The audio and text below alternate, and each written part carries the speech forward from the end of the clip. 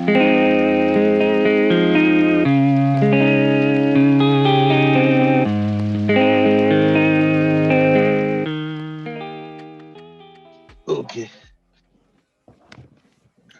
So, Christos воскресе. Воистину воскресе. Thank you. Mhm. Thank you. It's my honor, a privilege this morning to introduce to you His Eminence Archbishop Gabriel. And we have been asking the same question, a number of our prominent churchmen, Father Victor Potapov and Отец Петр Перекрестов was with us, Владыка Ilarion, and God willing, next Thursday, His Grace Bishop Nicholas will be with us as well. This is class on Russian church history in the modern times.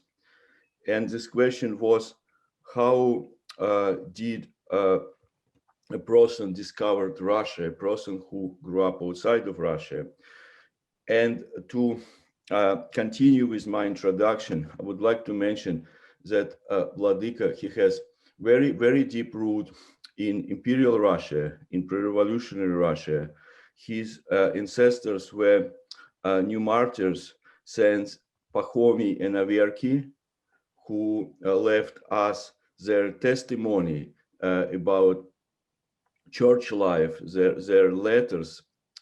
Then also he is connected with a Russian pre-revolutionary writer, Avinarius. And his mom, Olga Chemodakova, she was a writer in Australia, writing well-needed children literature. Then Vladika grew up in Australia in a parish of Father Rostislav Gan, who was very, very, how to put it, unusual priest in a good sense. He was very broad-minded. He also was very much for communal worship, that people would participate in worship, that it will be not just sort of passive observation of services, but people would be involved, they would understand what's going on.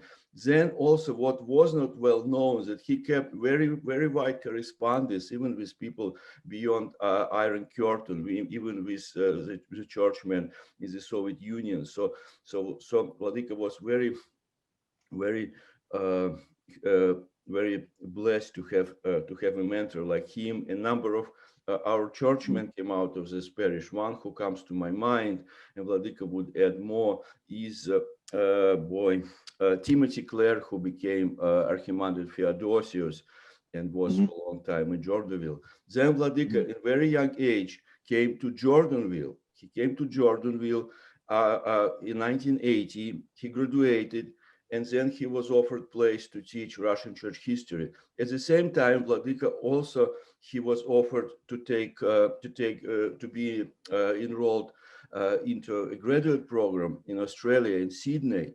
So, but Vladika was on church track, and he worked in synod with our two Frost hierarchs. One then Frost hierarch, Metropolitan Vitaly, is then our current Vladika, His Eminence Metropolitan Ilarion. He worked with them very, very closely. And it's, I was thinking yesterday that it's going to be very soon 30 years since Vladika's episcopal consecration in 1996.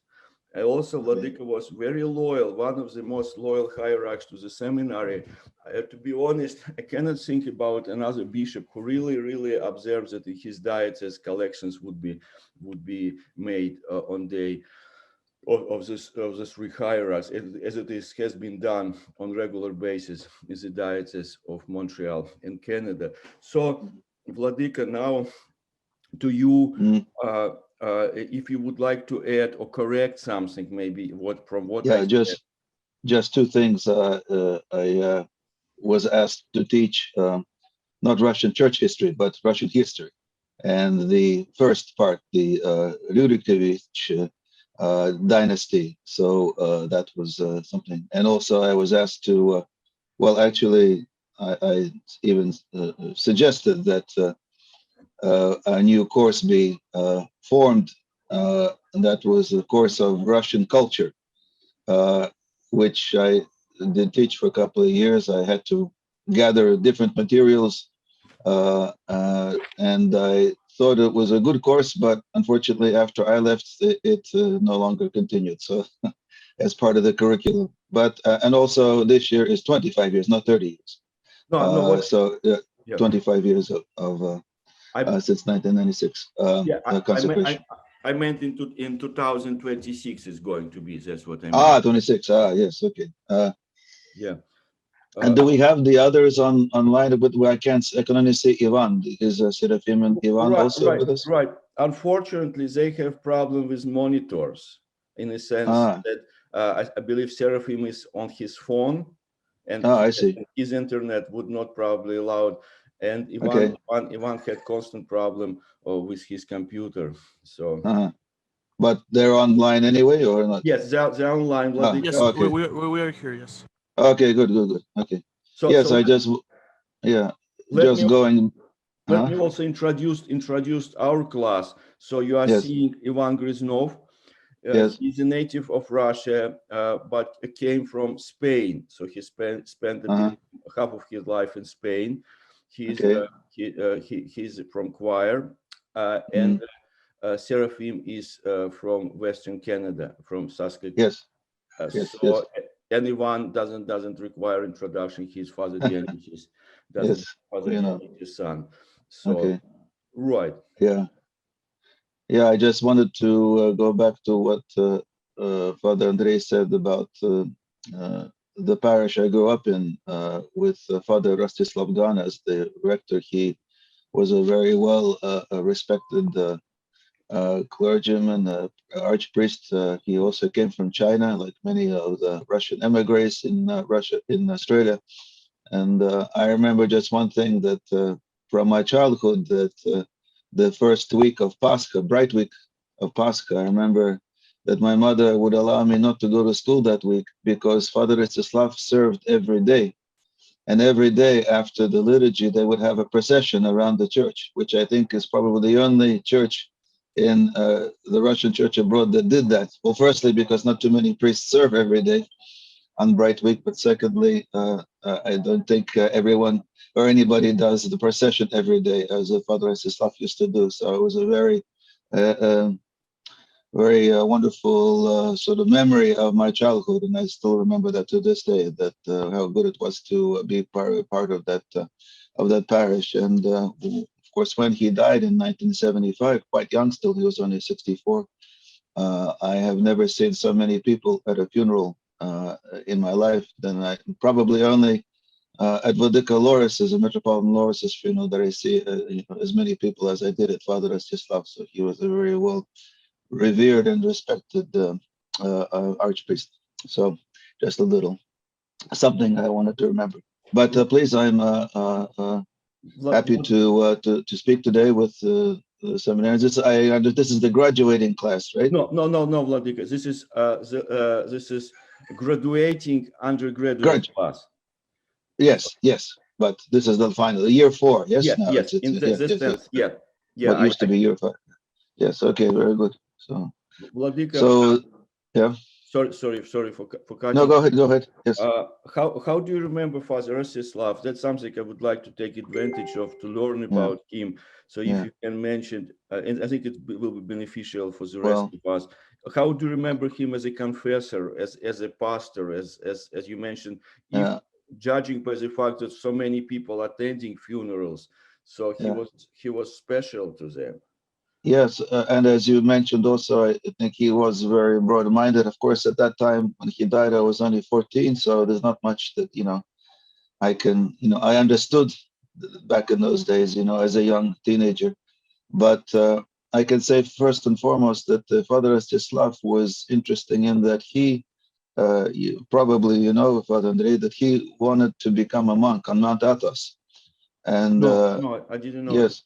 He wanted to go to Mount Athos, and of course, I think his parents were not very much in favor of this, and so I think he struck a compromise with them that but then he would that he should get married and then become a priest. So, but I think looking back on his life, that he was able to, I think, somehow preserve this, how would you say, monastic presence, even as an archpriest, even as a married priest. He was very strict to himself, and of course he was strict to us as well in many ways. I remember uh, he wouldn't put up with any, so I would just say nonsense in the altar. That everybody had to be on their best behavior, and if they were not, then he would punish us. But it was good that we deserved it, and it was good for our humility. But he was strict in that way. But at the same time, he was a good pastor. I think he made it. I remember he would come to our house a number of times, and I think he did this regularly with all the parishioners. And so, and there were very many parishioners in the parish at the time. So I would imagine that he was always somewhere visiting somebody during the course of his, pastoral work. And also, as you mentioned, he was broad-minded. I only learned later that he had kept in contact with clergy in Russia at the time, of course, when it was still very much forbidden. And not only that, but of course, the time in Russia when, of course, they were forbidden to have any contact with the West. But and I remember even one year, this is testament to the fact that he had these contacts with Russia and Russian clergy. I remember one year he decided that we should all serve Pascha in the red vestments. And I remember, so we had to sew new sticharions for the boys for this altar service. And I remember there was that one year, I remember distinctly. But then he went back to white. But I think this had something to do with his contacts in Russia, and that they told him that they serve in red, and so he thought maybe this is the correct way. But he was, I think, very broad-minded. I know he had many contacts with the clergy outside of the church abroad and the Greeks. And I think that is why he had so many people at his funeral, because he did, in fact, have a very broad, not only mind, but also, how would you say, um, the contacts that he kept, I think, were very diverse in terms of not just Russians, but also others outside of Russian Orthodoxy. Thank you, Vladika. My questions that I've been asking our guests might sound as a nonsense to you, because you might respond, how come I did discover Russia? I grew up in Russia. It was Russia in Australia. What do you mean? So, but what I meant is that you went with Vladika Lorus on his, I believe, first trip ever to newly how to put it, newly. Soon after the Iron Curtain collapsed in 1992. So, and how was this meeting for you? On one hand, you grew up in Russia in a sense of culturally, so you spoke Russian at home, and your parents were from proper Russia, in the sense that Harbin was a Russian city built by Russians in China. So, and in this sense, you really grew up in Russian culture. But then you came to Russia in 1992 on this long trip with Vladika Lorus. So how was this meeting for you? I think the first time I went to Russia, of course, was 5 years before that, in 1988. And my bad, Vladika. No, that's okay. This was the first trip for Metropolitan Loris, or at that time Archbishop Loris. But the first trip that I made in 1988 was when, of course, we were celebrating the 1,000 years of Russia's baptism, and so a small group of us from New York went to Russia and for me it was the first time, and of course it was a bit of a shock, I have to say, because at that time it was still communist Russia, even though Perestroika was in full swing, you might say, but still they were very much communist still Russia, and so a lot of those aspects of life that somehow were difficult to grasp or to somehow absorb, and also it was you could still feel that how would you say Soviet that pressure. In Russian it's called gnyot. I don't remember the exact translation of that word, but in any case, it was difficult, and I have to say that I was eager to return after that trip, even though it was the first. But the second trip with Metropolitan Loris was vastly different because it was already Russia had had parted with communism, and even of course it was still very much prevalent. But in any case, it was much freer. You felt much freer. You felt much easier there. And we had a very good trip that we covered many towns and cities in north of Russia, like the Vladimir region, St. Petersburg, of course Moscow. So it was a wonderful trip, especially with Metropolitan Loris, who at that time was reluctant to show everyone that he was a bishop. And so he traveled most of the time with a cross on, and would just say that he is a priest from the south, somewhere, from southern Russia or maybe even Ukraine. So, and that's the way he came across. But there was one, of course, funny incident with that. We visited the very ancient city of North Russia, Murom, as you know, dating back to the 9th century, I think. That town, and we visited the famous monastery there of Peter and Fevronia, and the abbess was not there when we came, so we walked around a little bit. We were told to wait, and she came and greeted us. And Metropolitan Loris, of course, was dressed like a priest, so she invited us to have some tea. And then she said, "Well, let's pray." And we prayed, and then Vladika Loris blessed with both hands. Not like a priest, but like a bishop. So he gave himself away. And then she realized that he was indeed, but she was very humble and did not bring this to his attention. But in any case, it was a good trip with the Metropolitan Loris, very much so, and was very honored to accompany him on that journey.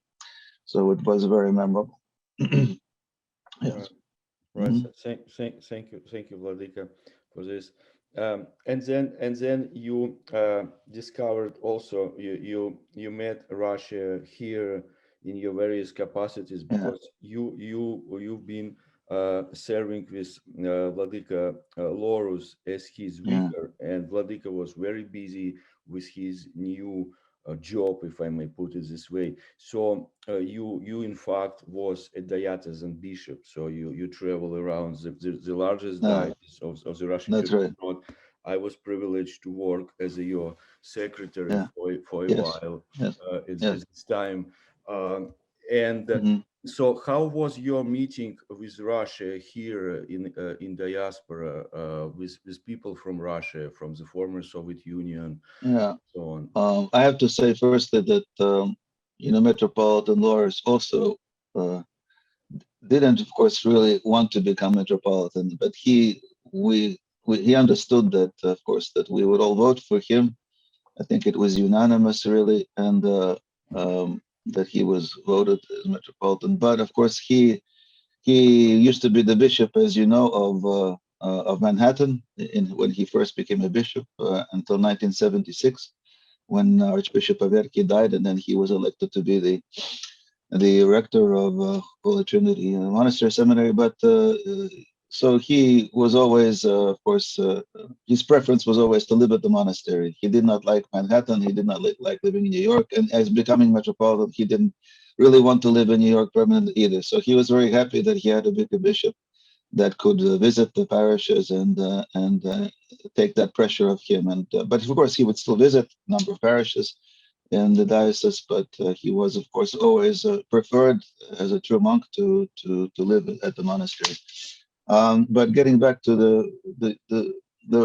new Russian immigrants, I guess, and the people I met, when I grew up in Australia in that parish of Father Rostislav, that parish also had attached to it an old aged home, of Russians. Now it has become even larger. It's quite amazing. They have all of the facilities there for all the different categories of the old age people. A hospital, or they have separate apartments for people that can take care of themselves, and they also have a facility where they live independently, but they are fed 3 times a day. So it was quite a large presence there of especially the Russians that who were still born, in pre-revolutionary Russia or even in the 19th century. So a lot of wonderful people. When I look back, reflect back on that parish, it was like a little piece of Russia had fallen into this town, the city of Sydney, where I grew up, and it was quite amazing experience to have grown up with these people, because of course, as they say, they don't make them like that anymore. These people, they were different. They grew up in a different era period in Tsarist Russia. So it was very wonderful to reflect back on this. And I have to say the same thing I experienced when I first came to Jordanville, is that there were still a number of monks from pre-revolutionary Russia, like Father Kiprian, the famous iconographer, and he was also a confessor, of course, and quite a few other people, monks that were from that period. So it was good to have been able to have experienced this contact with them before they died. So, but I'm sorry, getting back to the question, it doesn't. What was again your question? Right. I mean, about people who came from. Ah, yes. Because yes. you were a diocesan bishop. Yes, that's right. Mm-hmm. Yes, because I have to say, this is something I have to direct towards the students here, is that if you, God willing, all of you will become clergymen, priests of our church. And I think what I came to understand is that after 1991, when so many new emigres arrived in America and Canada from Russia, that this began to comprise the overwhelming majority of our parishes. And so when I used to travel to the south parishes that we have in the south, which were considered to be missionary parishes that were practicing on the most part English in their services, that at these parishes I met a large number of these new emigres who, of course, came to our churches because there were no other Russian churches in the area. Or, of course, there were OCA parishes, maybe Greek parishes, but of course they felt closer to the church abroad. And so, in this way, they had no problem with attending English services. I have to say that these new Russian immigrants, of course, maybe they would have preferred to have been in Slavonic. But so I think this is what we have to understand, is that I still think that there are more of these Russians living and attending our parishes than there are maybe those who converted to Orthodoxy. That's not to say that every parish like this. I think maybe our parish in Atlanta is quite large, and there are probably more converts to Orthodoxy than there are Russian immigrants. But it might be a mix, 50-50. So, but I think this is what you will encounter, and so I think it is important to be able to cater to these people and understand that they grew up in a different environment, they grew up in a different sort of society, but nevertheless they are Orthodox. And have to say, of course, just like I think everywhere, and even when I serve in Synod or some of the other parishes that we have in New York right now, that most of the parishioners are indeed from the former Soviet Union, from Russia, and that and we have to understand that a lot of them, most of them, were not churched. Of course, this is something that we have to understand, that they grew up, without God. They grew up without the parish life, and maybe most of them probably only came to that here when they came to this country. Well, maybe some of them had something in Russia still, maybe the younger population, but in most people who grew up still in Soviet Russia, of course, they did not have any type of a church life, and so it becomes like teaching a child, from the very beginning, that they need to be nurtured in Orthodoxy. They have to be taught, they have to be shown what is right, what is wrong, and so on and so on. So I think this is a great challenge for us and for the clergy, for the future clergy, keeping this in mind. But also keeping in mind that, Jordanville, for example, has always, from the outset, sort of became a missionary monastery. was a working missionary monastery, catering not only to the Russians who came to this country, but also to those who have not yet come to know Orthodoxy. And so I think there are many examples of that, and I can just remember one example, if I may. Inspector, when I came to Jordanville, inspector was a Father Ioniki. I forget his last name. He was an American, and so once when we asked him how is it that he came to be Orthodox, he said that he was riding through Jordanville with his friends on the motorbikes. On motorbikes, they were traveling through the country, and of course they came across Jordanville. He said, I stopped and I didn't leave. So he understood this is where he belonged. So he was like I said, his father I think was a Protestant minister from I think it was North Carolina, if I'm not mistaken. And so the good example of that, he said, we my friends went on, but I stayed. So it was, and then of course he became a very learned man.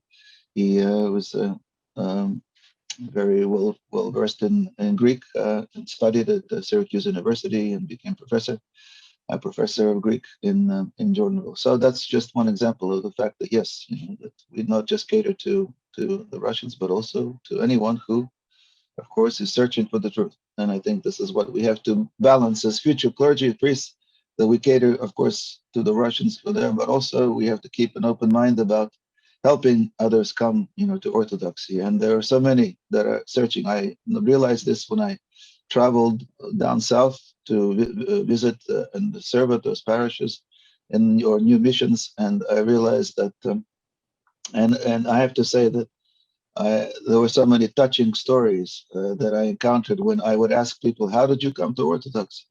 And when they began to relate to me how they did, it wasn't always just an easy journey. It wasn't like they came and then they decided that it was through much searching, through much I would say effort, and oftentimes, like I said, they were very touching stories as to how they came to Orthodoxy. But I think it, of course, coincides, of course, with the words of Christ that those that seek will find. But oftentimes, I came to the realization that for these people, for us who cradle Orthodoxy, who were born into Orthodoxy, we didn't have that struggle. Thank God we grew up in the Orthodox Church, but a lot of these people who were indeed looking and searching and they wanted to find the truth, they did. But many, of course, they'll come to church, they'll say, "Oh, how beautiful," and then they leave. So that means they're not really, that much interested or searching. But those who did, they came to Orthodoxy. So I think it's very touching to listen to these people's stories. That's why I'm always interested to know how they came to Orthodoxy. It wasn't just, by coincidence. Sometimes, yeah, like with Father Yaniki, yes, but once again, he stopped on his motorbike, he came, he saw, and he realized that, and then there were many others who like I said,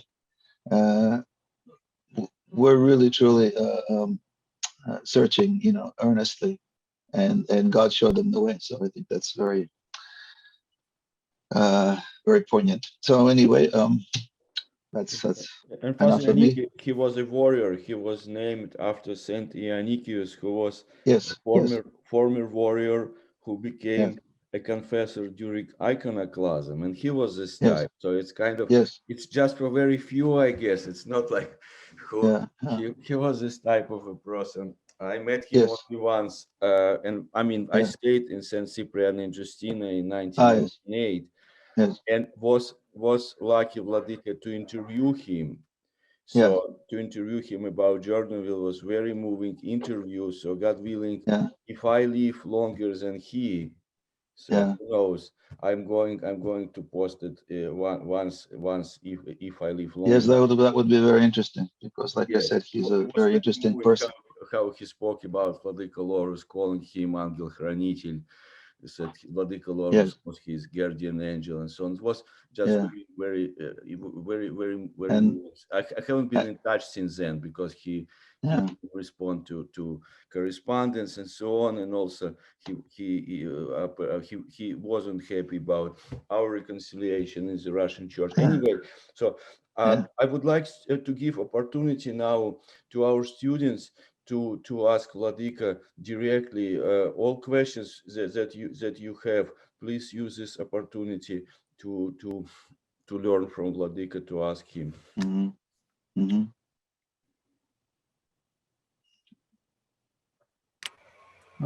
I can start. Please, Ivan, please do. Vladika, I would ask you if you mind sharing some impressions or memories about the beginning of the process of reconnection with Russian Church that that you experienced during the late years of the 20th century. You mean to say, yes, it was 20th century, yes. Yes, I think, you know, perhaps this process should have started, you know, earlier than it did, you know, and because as we know, we had a meeting in 2003. Of course, this is probably the first meeting that we had in 2003 in Nyack, New York, to which guests from Russia, Arhem Andreit Tikhon, who is now Metropolitan of Pskov, attended, and a few others from Russia, to discuss, you know, this possibility of reconciliation. But I have to say that, you know, like I said, maybe it should have and could have started much earlier. I have to cite the example of when Patriarch Alexis was elected in 1990 as the Patriarch. A year later, he came to the U.S. and apparently he reached out to our Metropolitan Vitaly at the time to have a meeting between the two of them, just a simple meeting and to talk, discuss maybe, you know, some of the issues at hand. And I only found out much later that unfortunately Metropolitan Vitaly declined this offer. And I'm thinking that if he had not declined that offer and some sort of dialogue was begun back then in 1991, then maybe, like I said, the process could have happened much earlier.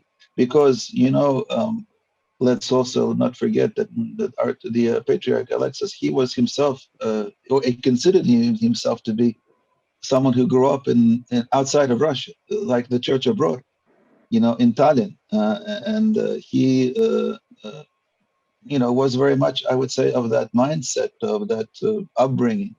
So he was, you know, much closer to us than we could have even imagined, and of course, very open to dialogue.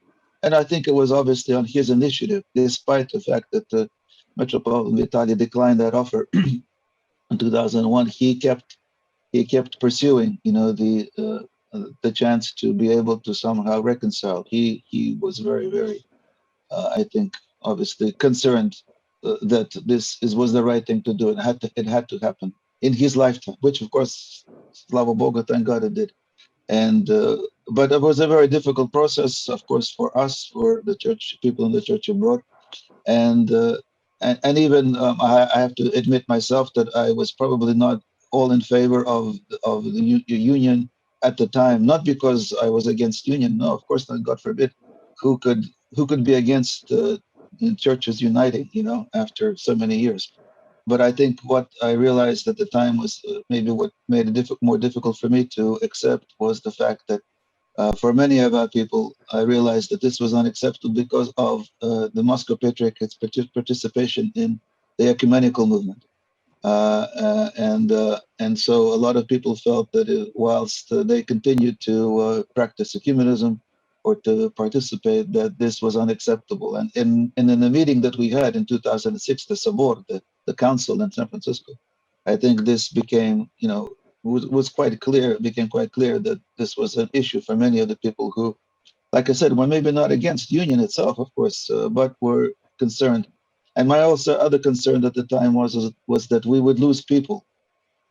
You know, I knew that we would lose people, and I felt that you know, we had to do something how to stop this process, of losing people, good people, our parishioners, our clergy, good clergy, and I felt very strongly about this, that somehow we needed to find a way to keep them, but at the same time continue with the process. And so I thought maybe it wasn't yet time in 2007, but of course, God,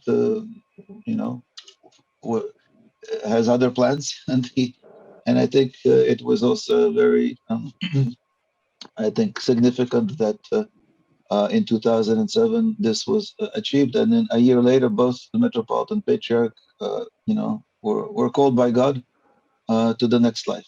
First Metropolitan Loris, and then the Patriarch. I have to say that, interestingly enough, that as Father Andrei just mentioned, that I accompanied Metropolitan Loris on his first trip to Russia in 1993, but I also accompanied him on his last trip to Russia in 2008. He was invited to Moscow in the beginning of 2008. He was presented with an award. I think it's called, if I'm not mistaken, Человек России, Man of Russia, something like this.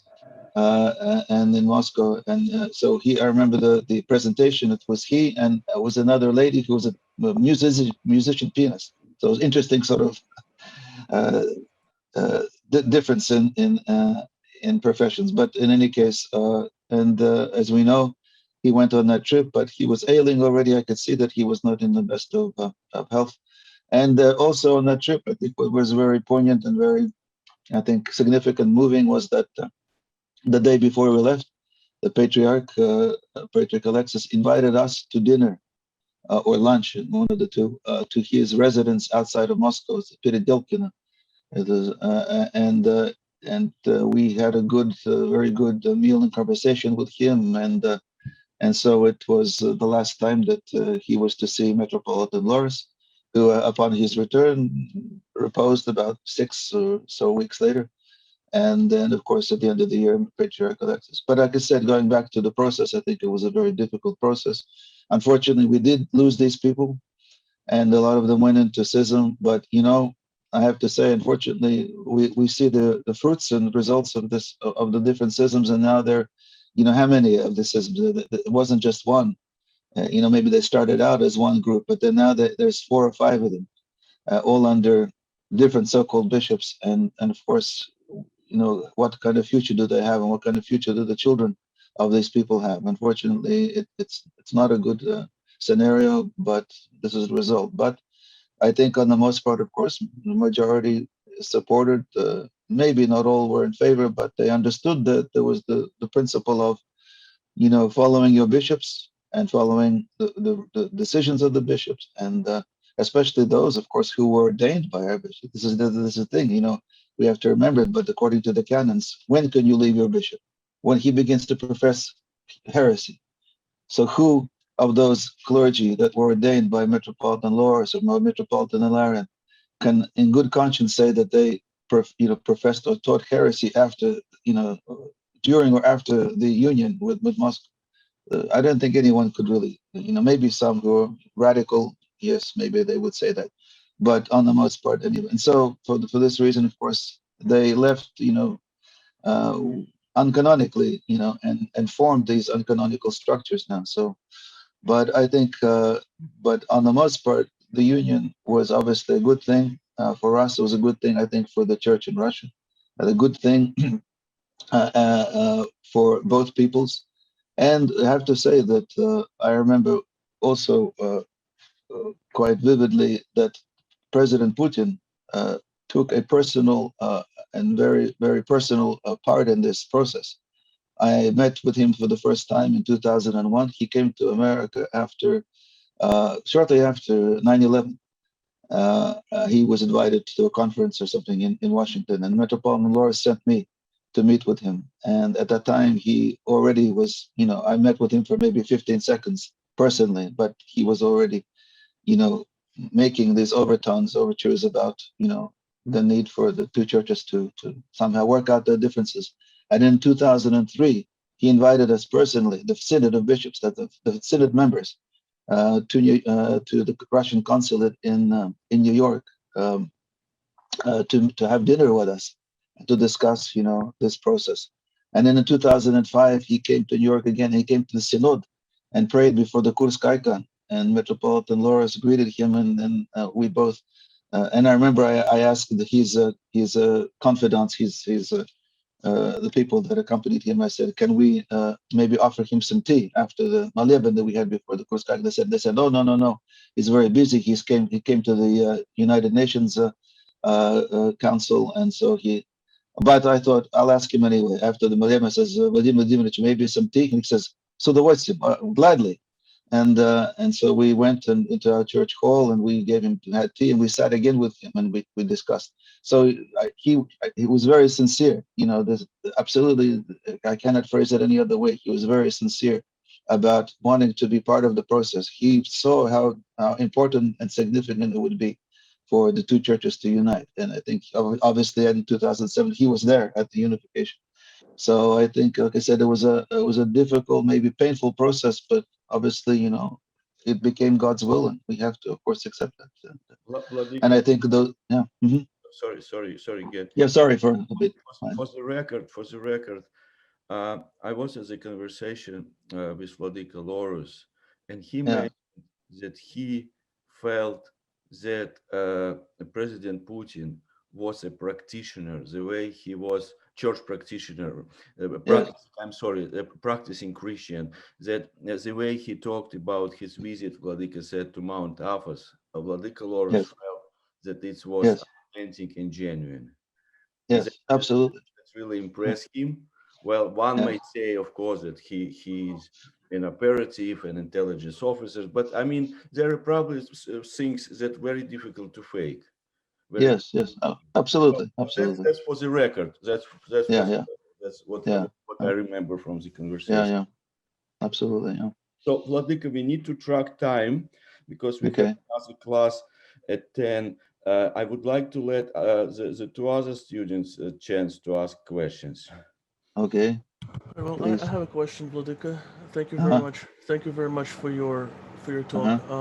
I was going to ask you, what kind of advice would you have for us this graduate class, as we're going to go into the world, as it were, and hopefully one day become servers of the church? What would you say to us? Well, I think firstly, I would encourage you, if you have the opportunity, to continue your studies there, if you can, at the graduate program that is available now, a postgraduate, I should say, a program that is available there. So if you have the opportunity, I think that's very good.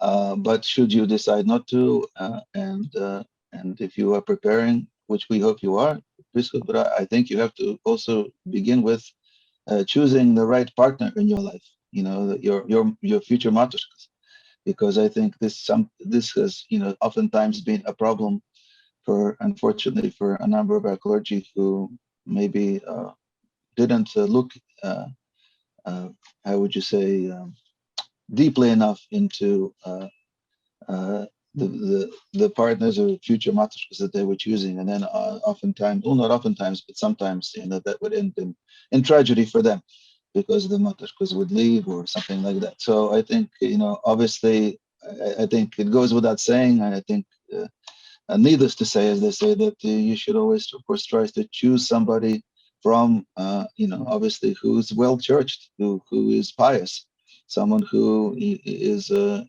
regular churchgoer and is humble, and someone who understands what it means to become a matushka and to be the wife of a priest. That, of course, there are certain maybe restrictions in social life, but on the other hand, of course, it's very rewarding.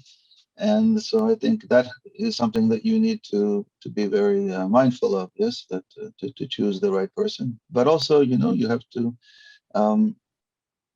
come across as that. Yes, you like to be a priest, but this doesn't mean that whoever is might become your matushka will be living a life in prison or something like that. Of course not. Like I said, there are many rewards to being a wife of a priest, and of course there are struggles, and perhaps oftentimes the matushka bears more struggles than we give them credit for.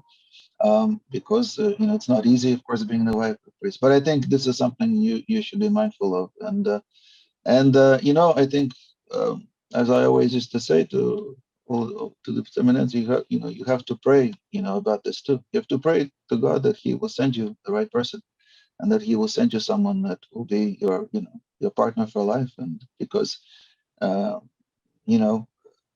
that's what I also say to some of the girls and women. I said, you have to understand that you become a matushka. It's not only rewarding, but the batushka can never leave you if he wants to remain a priest. So you have much better success of staying together, because the batushka has no choice. If he wants to be a batushka, he wants to be a priest, and of course there's no such thing as remarrying somebody else, or divorcing and then marrying somebody else that he feels is better. So it's a difficult choice for them, but also for you too. So I think pray about it every day, that God will send you the right person. And like I also always like to say that even though you are graduating this year, and hopefully you will stay on, some of you, but I can't stress enough how important it is, while you have the free time, or more free time than you will as priests, to be able to read, to read the fathers, to read the Holy Fathers, and to be able to enrich yourself with this reading, because you always remember something that you read from the fathers, that you will be able to use in your future pastoral work. And it's not easy. I think one of the hardest things of pastoral work has to be confessions. Yes, especially now, because in confession you probably hear things that you would never have even imagined or dreamed of, and oftentimes very, of course, sinful things. But at the same time, you have to be pastors. Yeah, you have to, what did the fathers say is the highest of all virtues, and that is рассудительность. That is Discretion. Was that it? Discretion. Discretion. Yes, discretion. Yes. Discretion. And this is what always you need to practice, as pastors, and using discretion. We can't always follow, the letter of the law. We have the canons, we have, of course, the rules, but discretion is higher than everything, because you have to be pastors to be able to see how you can most help this person in either returning to normal life, or come to Orthodoxy, or to be churched, or to lead a pious life. You have to always exercise discretion in helping them. Yeah. Seraphim, we are not leaving you out of conversation. Yes, Seraphim, yes. Oh, yeah, thank you, Vladika, for the wonderful talk. I really always do appreciate hearing it. Thank you. Sure. I kind of touching on a very similar to Ivan Nelitov's question, but almost the following, especially us who live in Canada. In your experience, what do you think is the biggest challenge we face when it comes to missionary work? You mentioned both for the Russians, newcoming Russians and such, but also for the English-speaking Canadians who are maybe come from some sort of Christian background and or atheists. What do you think is the biggest challenge of how to bring them all to the fold of the church?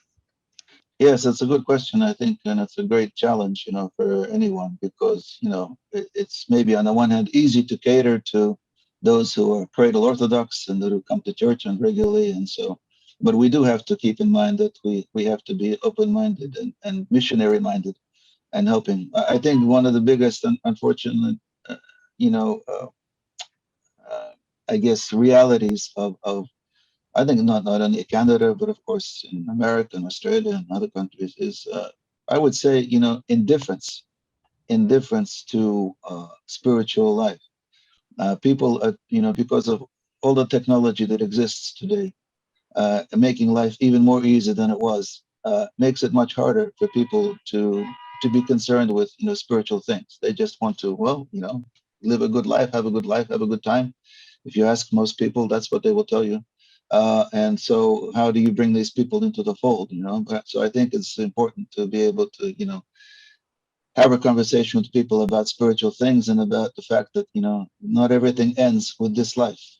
As much as they would not want to maybe even entertain those thoughts, because nobody wants to talk about death.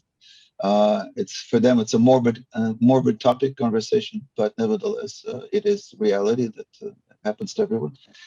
So I think, how do you, to be able to, even as you mentioned, atheists, how do you bring them? I had conversations. I remember when I was visiting Australia last time, with one of my old school friends who was married to an atheist, and it's difficult because for them, life is just that it ends here. They have no belief or concept of a future life. They don't believe in it. And so, obviously for somebody like that, then that means that they concentrate all of their, all of their efforts into this life, making the most of this, as they say, live life to the fullest. And I think that, but many people understand that this is not the, this can't be the only goal in life. That there's more to it. And I think that is the thing, is that we need to be able to talk with these people, and that's why it's so important to continue, like I said, to read even after you've left Jordanville. To read the fathers, to read, those holy people that who were able to understand this, and had contact with such people themselves. So, but I think. It's difficult in this day and age because, like I said, people's indifference to spiritual things. But I think we have to be, like I said, missionary minded, and we have to do everything we can on the parish level, and maybe even more.